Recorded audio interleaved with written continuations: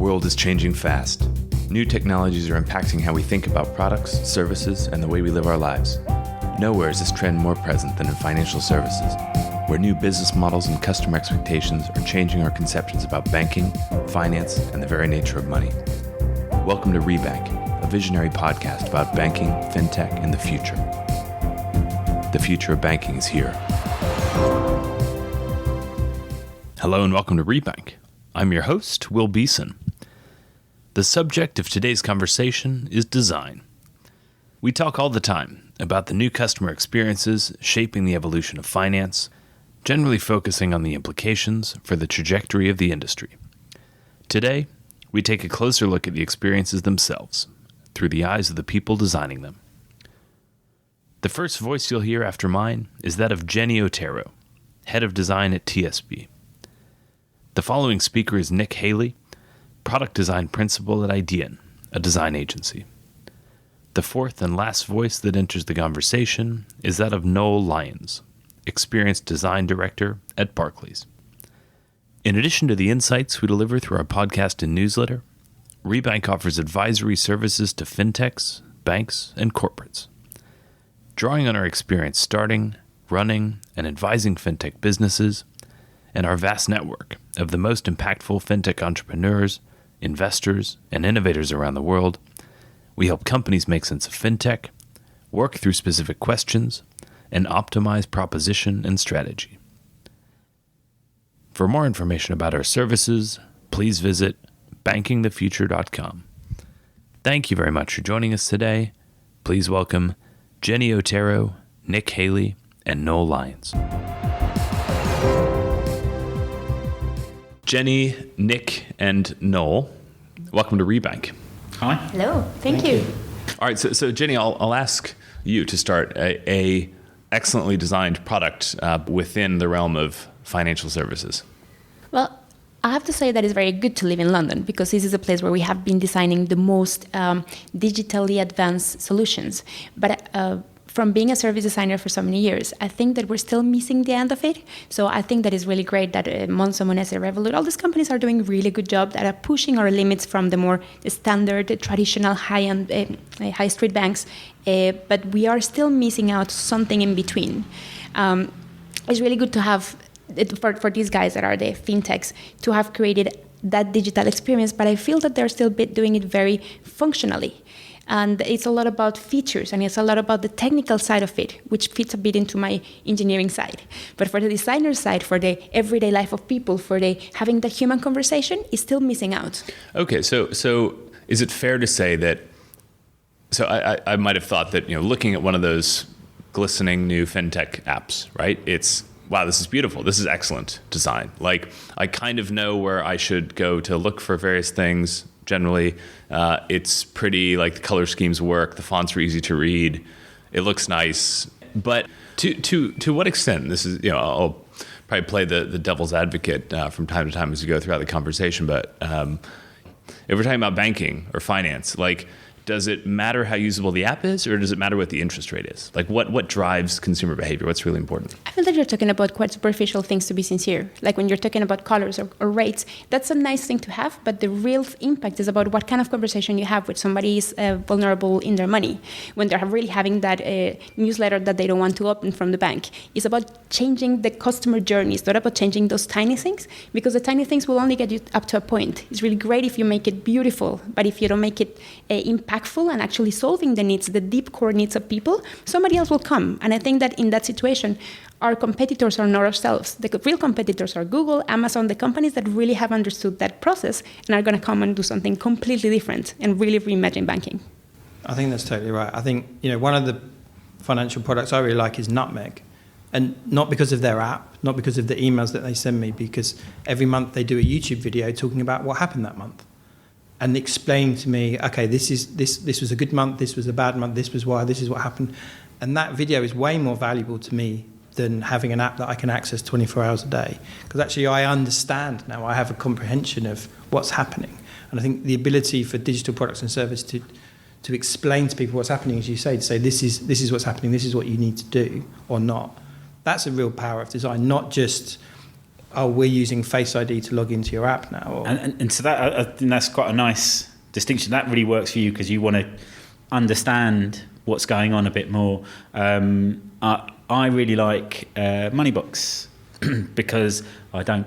I just want to forget about it. Don't have to. I want someone to take care of that for me because I don't. It's effectively like going to the gym for me, which I think is a really neat thing. So it the Moneybox thing is it sort of sweeps your money. Yeah, everyone knows about it. Right, good. Quick explainer, right? For those. Yeah. Okay. So Moneybox rounds up the change from whatever you spend and puts that into an investment account, and you can vaguely change the investment profile that you have, but essentially it treats it like a savings account. Auto savings. Yeah, auto savings, sort of sweeping, and I really like it because I don't have to think about it. And it just sits there and does its thing. And occasionally I'll log in. I mean, the interface is fine. It used to have a graph that would show me stuff, but they've taken that out. I don't know why they've taken that out, but I used to quite like it. I'm not sure I really understood probably it. To help you think less, right? Yeah, but the invisibility of it and the automation of it and the way it sits in with my very sort of simplistic mental model is the bits that I like about it. So the actual kind of fonts or colours or the way that you log in are that's not why I like it. It's just that it fits my particular mindset and my life very well.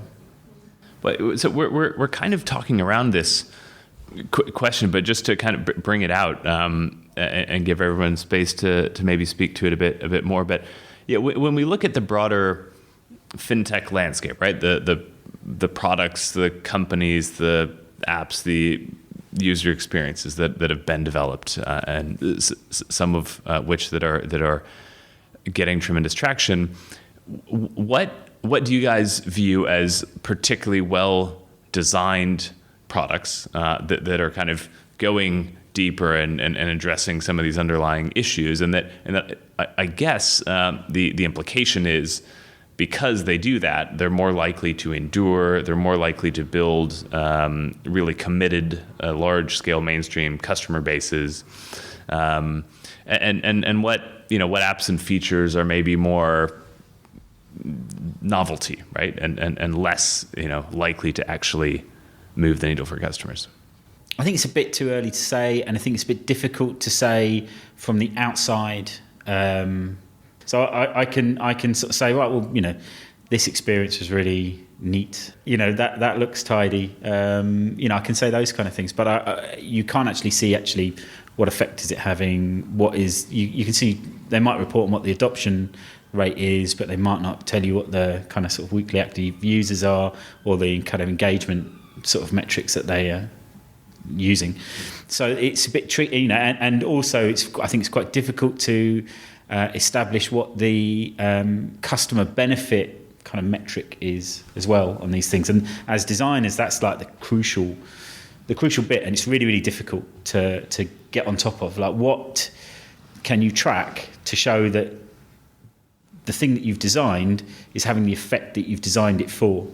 Are TSB and Barclays and the like doing anything to look to attribute value to the design function? You talked about KPIs around impact that design is having for customers, but from where a business is investing resources, are there ways that people think about that? So I think the more commonly is it's easy to attribute loss of or sort of opportunity loss from poor design or lack of design.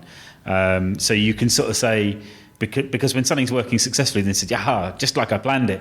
And when it's not working, then you can kind of go, because you didn't do upfront research, you didn't explore all the kind of right sort of options, you just had a bunch of requirements which you then subsequently delivered, and this is the result that you're getting in bursts of complaints, you're getting poor traction, you're not getting the conversion rates that you'd like to see. So when you get conversion rates, when you don't get huge complaints, when you haven't got a massive sort of J curve of change, unless you've completely predicted that and can say I'm definitely going to get this J curve, when you've got all of those kind of things, then you can sort of say, well, that was well designed.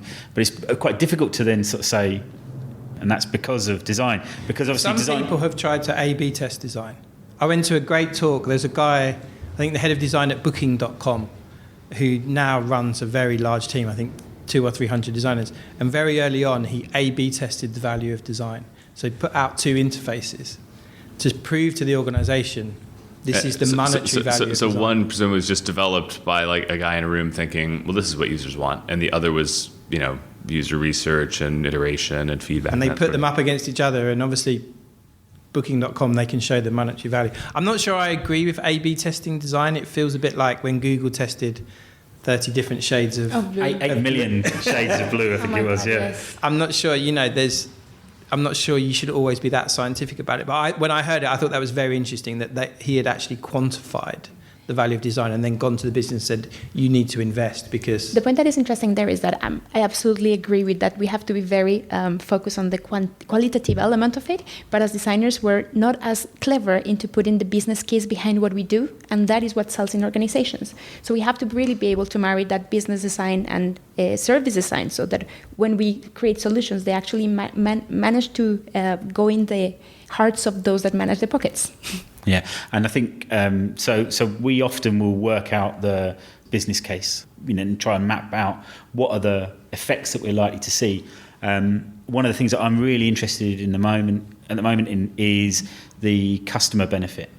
So if we, because often what we do when we're designing, what we'll do is we'll do interviews and research and studies with people, and we'll identify kind of pain points or challenges in their life or things that they would like to achieve, and goals that they want to set for themselves, and then we'll design for what is effectively qualitative information, stuff that you can feel and you can be very empathetic about, and you design for that. But the end result is often measured by quantitative sort of metrics. So, maybe NPS, maybe complaints, maybe conversion, maybe income, revenue, those kind of things. And you weren't actually designing for those things. So actually being able to quantify some of the customer benefits, the things, the pain that you're trying to solve, it's definitely it's like a present challenge for us. Actually, how do we articulate those as numbers that we can easily track automatically and see what effect that we've actually had? And it's not impossible. I mean, you can imagine various different things, but how can you do that consistently across all of your different journeys that people go through, all the different services that you provide? How can you get a kind of big universal feeling sort of number or set of numbers that can show, right, okay, we've done all of these things, and you can see that this is the impact for our customers. Engagement is a classic one for that. So you might improve a process or a journey or a flow and reduce engagement because people are actually spending less time to complete that task. Somebody might look at that and say, well, design's done a bad job there because engagement has gone down. Actually, people are happier because now the thing that used to take them 3 minutes takes them a minute, and actually they can now undo, go on YouTube or go on Google and get on with the rest of their lives. And I think it's really interesting that how do you blend that qual and quant together? And it's again back to the conversation we were having about the outcome, what you're creating, what kind of impact is it having in people's lives? Yeah, well, you're doing things digitally, like sales journeys. Maybe you're spending instead of 1 hour in the branch, just 10 minutes. It's so much faster, you're saving the bank a lot of money, great. But instead of that 1 hour conversation with a customer where you create a relation, you're just having a digital interface that doesn't really create that loyalty. So it's about not just measuring the time spent and like the cost, but understanding what impact does it have in that human experience and that relation and loyalty. To what extent does working in a highly regulated industry like financial services impact designers' ability to follow quote unquote best practices around testing and iterating and feedback and research and prototyping and quick to market and various components that in non-regulated industries would be kind of the norm. I don't think that it stops us from iterating or moving fast. There are other things that stop us from doing that. So I don't view regulation as the sort of blocker for us. If you think about the kind of classic conundrum of like getting an MVP out quickly or getting something into people's hands so they can start to use it versus kind of over polishing and delivering what internally at least is kind of seen to be the perfect proposition. How do you balance that tension in an organization like a bank, which is kind of expected by its customers to have perfectly functional products at all times? I think it's really helping us to have this process, because otherwise we would be putting things out there in the hands of customers before they actually had been tested. So if anything, it's making us go faster rather than slower. And it's really helping us being able to put the right things out there. So I don't think that that's giving any problem in that sense. I think as long as you communicate to the end user what it actually is. If you just say to them, it's a test, then it can work both internally and externally. Internally, you can actually move quicker and de-risk things by saying, look, it's just a test. We're going to run this with 1% of audience. If it doesn't work, we'll turn it off. Actually, that can actually speed up your process, rather than saying, we're going to launch this to everybody tomorrow. All of a sudden, lots of people are going to want to come to that meeting to have their say about whether that thing should go out. So I think you can turn it around and actually help you move quicker and get feedback earlier and work out what's working and what's not. So our iteration cycles probably don't allow for us to genuinely do kind of, here's something and let's then kind of iterate on it. What we have got is we've got a beta version of our app called Launchpad, which we've got kind of 30,000 customers on it who know that it is a beta version of the app. So we're experimenting with you. You're helping us kind of find out what's going to work. And so these are genuine sort of early adopters and really into that kind of idea. So they've given their permission to use that and they're really interested in it. So we can try out our early ideas with people. So we did that with our kind of spend categorization and money management tools that we've been developing. We had them out live for a couple of years just to find out how that works, and does that work for people, and how frequently do they go back and use it, and what's the drop-off rate and all these kind of things. So we could do kind of testing, we could interview people, and we could find out how they're liking it, and we could do diary studies with them, but you could also look at the data and find out how things work. So that's really good. I think when we go mainstream, because we've got over 11 million digitally active customers, we don't want to go big with things that are a bit that are imperfect. It can still be a kind of day one, but it's probably not MVP in the purest sort of sense. I would have to say I don't think I've achieved over polishing anything at Barclays. I think there's a lot more polishing to be done. So. How far behind are incumbent banks with respect to digital startup banks from a product proposition design standpoint? I think that for understanding how far you are, you have to understand where is the end. If the end is about, if you're racing the race of the best digital experience, digital purely, of course the digital banks are doing better because they're digital. If you're running the race of the most human experience, and you're talking about customers in the countryside and places where they have never heard of Monzo or Revolut, then we have a very important role that we have to continue respecting and giving them the value that they need. So in my perspective, very personal about that, we're creating a service and not creating a digital tool. I feel that we are in different places of the race, but it's very important to consider the whole spectrum, not just the digital. Thoughts on that, Noel? Yeah, I think think that's spot on, because there's a bunch of stuff that's now, so now that we've got our kind of money management, spending categorization tools out in our main app. We're getting spontaneous feedback from people saying, all right, maybe I don't need to switch to Monzo. And it's kind of, because that was the bit that you really liked from that. I think your point is spot on. We're not really looking over our shoulders at the fintechs. I think, some people in the bank are kind of going, and they are sort of worried. But, certainly in the design team, we're not opening up the Monzo app or the Starling app or the Revolut app and going, this is really good. We should definitely copy this. I'm very happy. Wait, who was the one doing that? Was it NatWest that ripped off the Monzo? Well, that was certainly the sort of story. You can see from an agency point of view, you can see how that is like a real PR. Oops. I don't necessarily think that was what actually happened with Halifax. I think that there was, it sort of.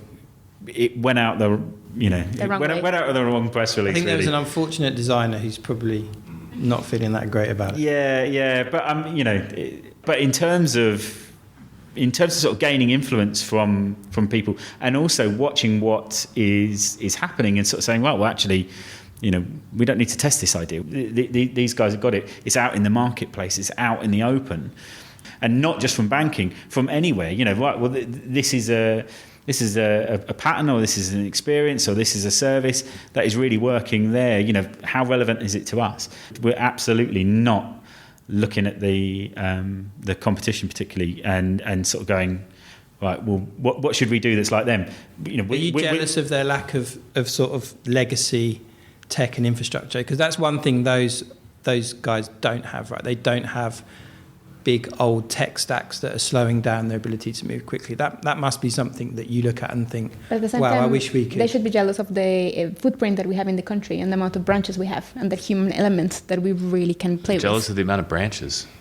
But yeah, I don't know. The fact that we have a place where people can go real and have a estate to be human carrying. conversation with a person about money, it makes the conversation about money so different. So I feel that is, for the more traditional banks, that is our superpower. Choose. What are, in your guys' views, the most challenging design questions in financial services?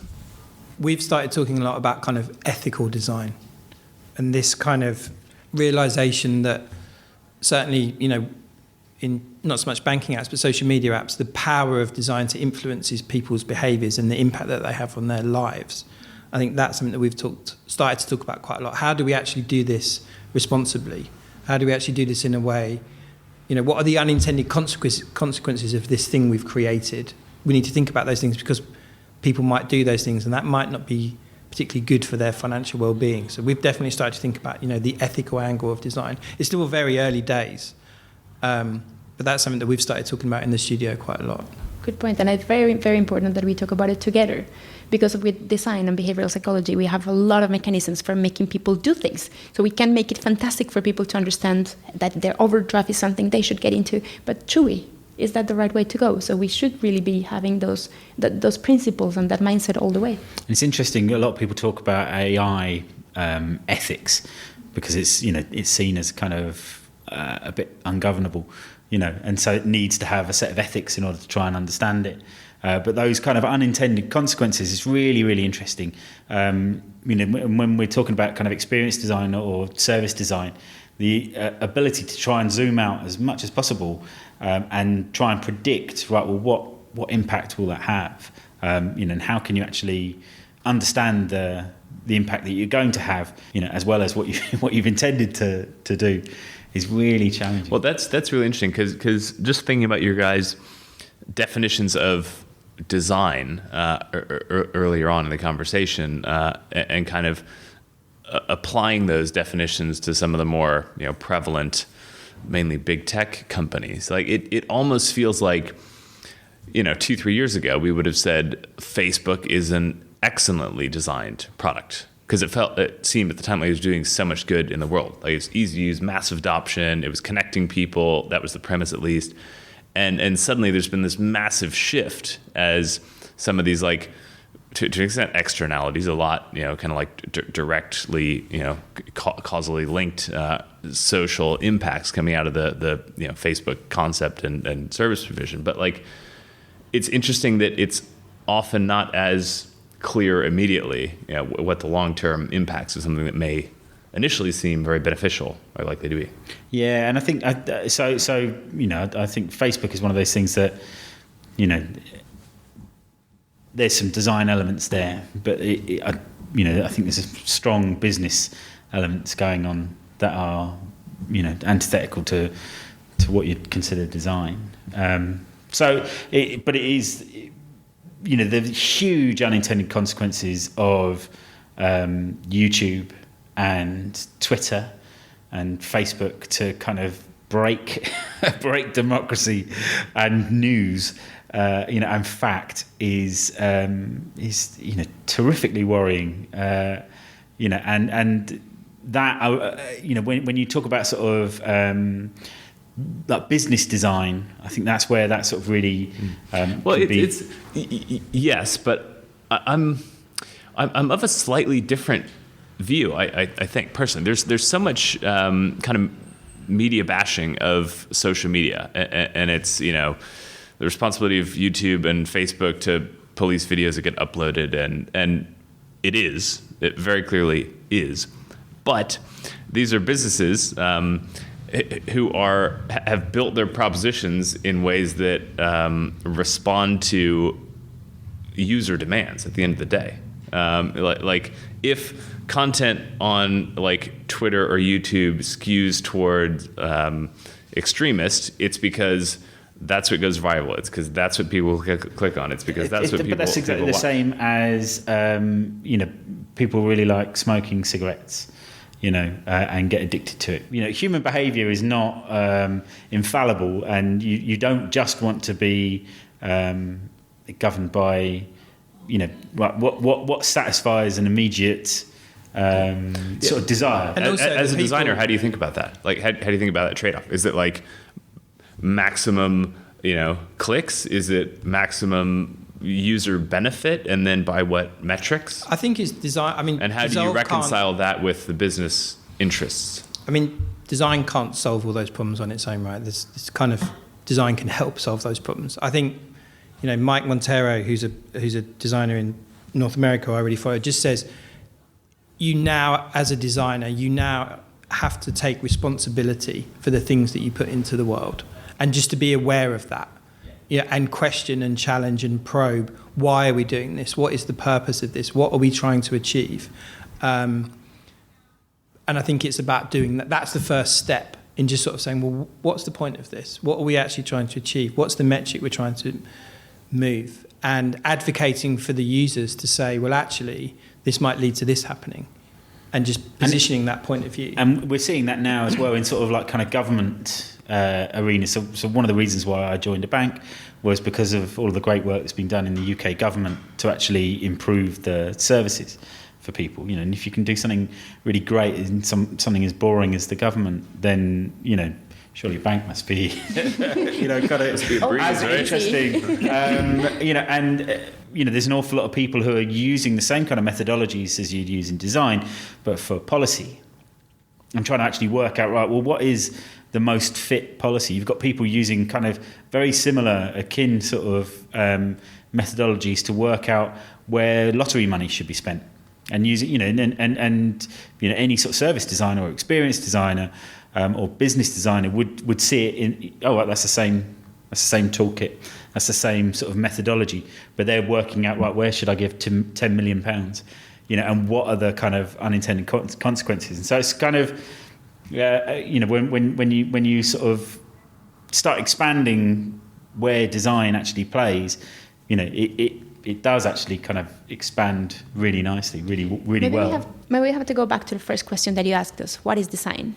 And I think the biggest problem we have is that a lot of people feel that either is the aesthetics part of it, or that it is a symptom that you're doing everything right. And once something is well designed, beautiful, it's aesthetic, or solves a problem, then everything is sorted.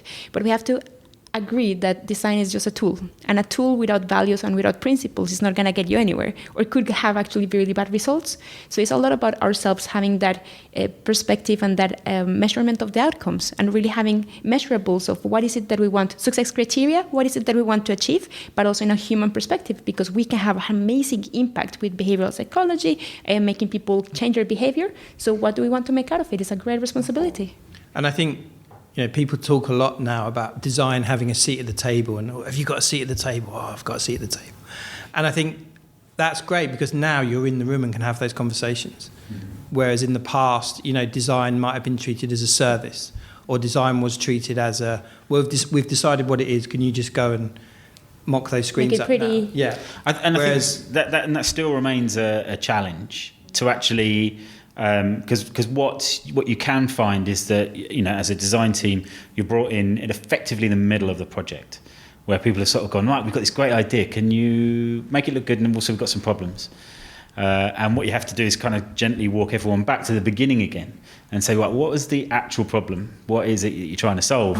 And then you kind of start again. Everyone gets slightly frustrated with that kind of being sort of dragged back to the beginning, because they feel like they've already done all the work, because they had some meetings and this guy signed it off, or this woman has sort of said, yep, okay, you can have the money. So that remains a problem, but it's not a problem everywhere. So in some instances, it's a problem that's been fixed. What is your guys' position within the org chart look like at Barclays and TSB? So from the CEO, there's a product and digital team, and I'm working very close together with that my boss is the director of digital, but I'm working very close together with products and also with marketing. So it's pretty high understood. And I think that now more and more organizations, TSB was one of them, have understood that design is a really good tool for being able to save money. Prototype things and trying them before you actually implement them, which it sells itself. Yeah, so I report into the head of digital, who also has teams of product owners and analytics people who report into, we call it 360, which is kind of all of our channels, and that person reports into our CEO. Mm-hmm. Nick, what's your sense as kind of the consultant in the room as to the level of maturity at large organizations on the role of design? I think for every organisation that's doing, has a team talking to customers every week, there's probably an organisation that haven't spoken to customers in the last 6 months or a year, and they're designing based on what they think is the right thing to do. So I think people are now saying, we need design, we need a design team, we need to have these people working for our organisation. I think the next step is working out how they can actually add value to the organisation. I think that's the key difference. And I think that's that kind of shift from, we need a designer on this to sort of make it look good for a couple of weeks. That's sort of like, makes all of my team sort of blood run cold. But actually, when we've got genuine sort of design enabled projects where design is in the initiating element of it, and it flows through, that's happening more and more and more, and people are starting to realise that is what design is. Maybe a tool that is useful for this kind of maturity level is the Danish design ladder. For anybody that has never heard of what are the levels of design, it has 4 levels. In the first one is an organization that doesn't need design at all. So for example, if you run a cafe, you don't need design because you're just giving a service. The next one is an organization that has only design as an aesthetic level. Maybe you're creating, you're crafting shoes. So you're making things that are beautiful. Let's say that maybe you don't need so much design. The next one is design as a process, and that's where I see a lot of the organizations really getting into, actually changing their processes to include more user testing, validation, co-creation, and those elements we're talking about. And the last level is design as a strategy. So when you're really able to drive your strategy by using design, and by even from the beginning of the value proposition, being able to validate those with customers and include that as a strategic element of your company, that's when you're in that maturity level. That's a lovely description. I love that. Yeah, really. If we look across kind of UK banking and probably much more broadly than that, kind of global bank propositions, there isn't tons of differentiation Noel, you mentioned before how you have design methodologies that are suited for your business. You think about the specific needs of your customer base. Does that suggest that now that we're using kind of new and different design principles that we're going to see diverging offerings going forward? Or is there something kind of inherent in the way that large organizations work where we're just all going to end up following each other and collapsing back to the same point? So I think this is one of the things that everyone is starting to notice is that human-centered design and kind of, usable design and the methods of creating usable design ends up being a wind tunnel. And just in the same way that, all cars look the same because that's an aerodynamic form, all things seem to be the same. So we're solving a bunch of the same kind of problems. So how do you make it easy to create an account but be really secure? How do you make it easy to actually manage your own money and feel confident about what you're doing with your money? How do you make it really easy to open up, or to engage in other sort of services or products or features that you might want to take advantage of? So once you start solving all the reason why everyone is working on what seems like the same problems is because they are genuine big problems. They're the big ones to go after. I think once we've covered off a lot of those, then it starts to be, you will start to see a proliferation of really more interesting and unique ideas. It's just that there are so many big problems still to actually fix, and they're quite, they're quite obvious. So as soon as you start doing any research, they light up. If you're really in the right moment in your organization and you also have the right people with the right authority and the right guts, there should be a time where you stop being not just that box where you keep your money and the service around it, but something else, where you're able to ask yourself as an organization, if we were not a bank and we don't have to think banking as we've done for hundreds of years, what would we become and what would it be? And is the moment where you would be able to differentiate yourselves, and there's space for everybody, and we would be able to do something completely different.